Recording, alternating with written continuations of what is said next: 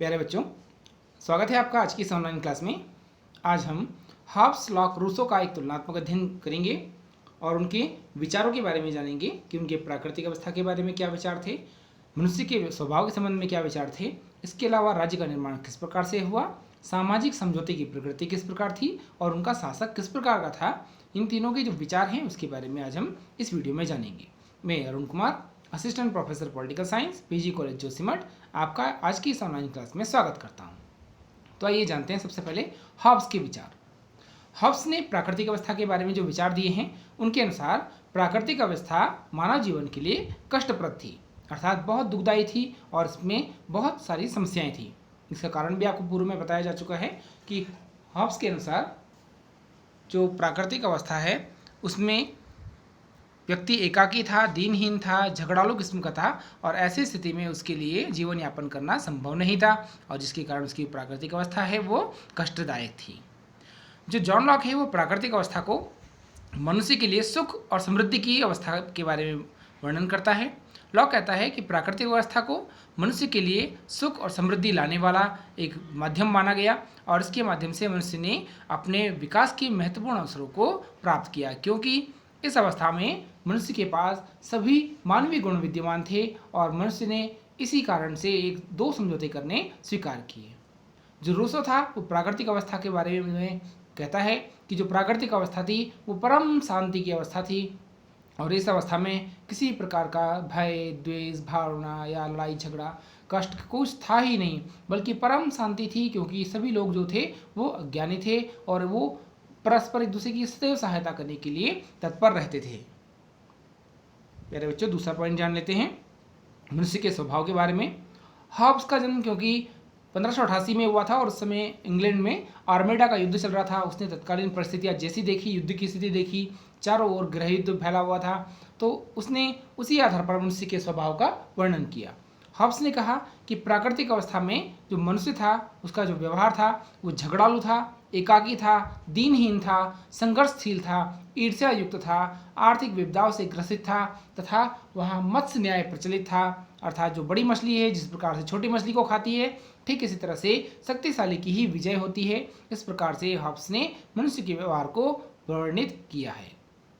इसके विपरीत जो जॉन लॉक थे उन्होंने कहा कि प्राकृतिक अवस्था में जो मनुष्य है उसका व्यवहार पूर्ण रूप से संतुलित था, वो मानवीय गुणों से परिपूर्ण था और सुखी था, समृद्ध था, जिसके कारण वो अपना विकास करना स्वीकार करता है। रूसो ने भी लगभग जॉन लॉक के विचारों को थोड़ा सा अपनाया है। रूसो के अनुसार सभी मनुष्य प्राकृतिक अवस्था में समान थे तथा वे आपस में एक दूसरे की सहायता के लिए सदैव तत्पर रहते थे। तो जो हॉब्स है उसके विचार लॉक और रूसो से बिल्कुल भिन्न हैं, जबकि लॉक के कुछ विचार रूसो के कुछ विचार से मिलते हुए हमको नजर आते हैं। तीसरी बात को जान लेते हैं। जो तीसरी इनकी समानता है या इनमें जो तुलनात्मकता है वो है प्राकृतिक अवस्था के बारे में उसको छोड़ने का कारण और राज्य का निर्माण होने का जो कारण था वो क्या था। हॉब्स ने स्वीकार किया कि प्राकृतिक अवस्था ने जो कष्ट उत्पन्न किए जिसके कारण मनुष्य बहुत त्रस्त था, झगड़ालू बना या वो ईर्ष्यायुक्त प्राणी बना, सदैव संघर्ष करने लगा। ऐसी स्थिति में उन्होंने प्राकृतिक अवस्था को छोड़कर राज्य निर्माण करने के लिए अपनी एक इच्छा व्यक्त की, क्योंकि ऐसे भय के वातावरण में वो अपना विकास नहीं कर सकते थे और इस भय के वातावरण से, इस ईर्ष्यायुक्त वातावरण से, इस विपदाओं के वातावरण से या जो मत्स्य न्याय की स्थिति थी उससे बचने के लिए उन्होंने प्राकृतिक अवस्था को छोड़कर राज्य निर्माण करने का अपना संकल्प लिया। इसके विपरीत जॉन लॉक ये स्वीकार करता है कि मनुष्य ने प्राकृतिक अवस्था को छोड़ना इसलिए स्वीकार किया क्योंकि प्राकृतिक अवस्था में प्राकृतिक कानूनों को स्पष्ट करने वाली और व्यक्तियों के जो पारस्परिक विवाद होते हैं उनका समाधान करने वाली कोई संस्था ही नहीं थी।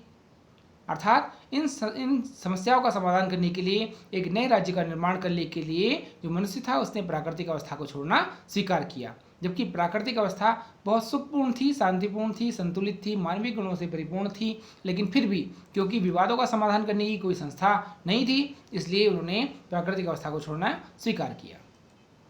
रूसो भी यह स्वीकार करता है कि मनुष्य ने प्राकृतिक अवस्था को छोड़ना इसलिए स्वीकार किया क्योंकि प्राकृतिक अवस्था में जनसंख्या की वृद्धि के कारण जो प्राकृतिक संसाधन है उसमें कमी आ जाने के कारण व्यक्तियों में संघर्ष की स्थिति उत्पन्न हो गई थी और ये स्थिति भविष्य में बहुत घातक सिद्ध हो सकती थी, अतः प्राकृतिक अवस्था को छोड़कर राज्य का निर्माण करना अति आवश्यक हो गया।